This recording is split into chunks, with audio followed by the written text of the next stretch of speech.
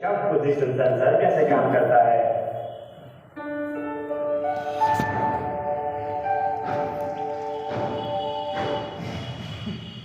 तो आज इस वीडियो में हम देखेंगे कि क्रैंकशाफ्ट पोजीशन सेंसर आखिर क्यों लगाया जाता है, कहां पे लगाया जाता है, उसके टाइप्स कितने हैं और वो सभी टाइप्स काम कैसे करते हैं। तो शुरुआत करते हैं नेसेसिटी से। तो मॉडर्न फ्यूल इंजेक्शन और इग्निशन सिस्टम को एफिशिएंटली काम करने के लिए जो क्रैंकशाफ्ट है उसकी पोजीशन जानना बहुत ही जरूरी है।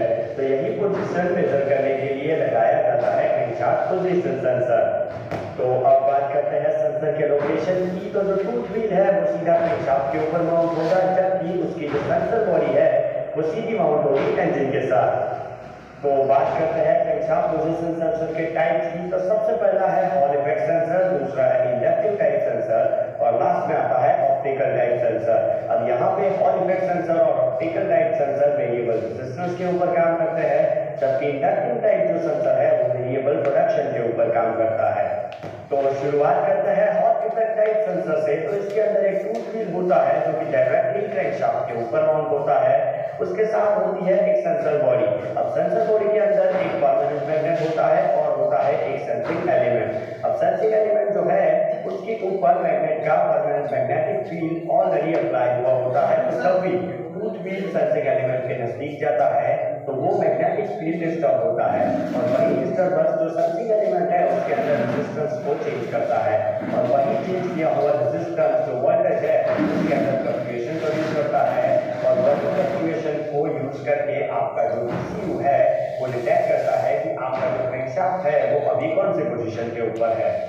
तो अब बात करते हैं इंडक्टिव टाइप सेंसर की। तो इसके अंदर एक टूथ व्हील होगा जो कि क्रैंकशाफ्ट के ऊपर माउंट होगा और सेंसर बॉडी के अंदर होगा एक मैग्नेट। अब इस मैग्नेट के साथ सेंसिंग एलिमेंट की बजाय लगी होगी वाइंडिंग कॉइल।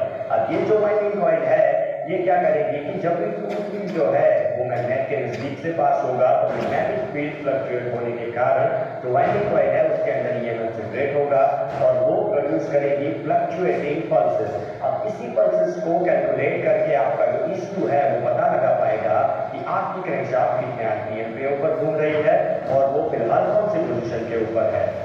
तो अब बात करते हैं optical type crankshaft position sensor की। तो इसके अंदर एक स्लॉट व्हील होगा, ये व्हील क्रैंकशाफ्ट के ऊपर माउंट होगा और साथ में होगी एक लाइट सोर्स और फोटोडायोड की पैड। अब यहाँ पे फंडा क्या है कि लाइट सोर्स को किस तरह से अरेंज किया हुआ होगा कि उसकी लाइट स्लॉट व्हील के जो स्लॉट है उसमें से जाके सीधी फोटोडायोड के ऊपर गिरे।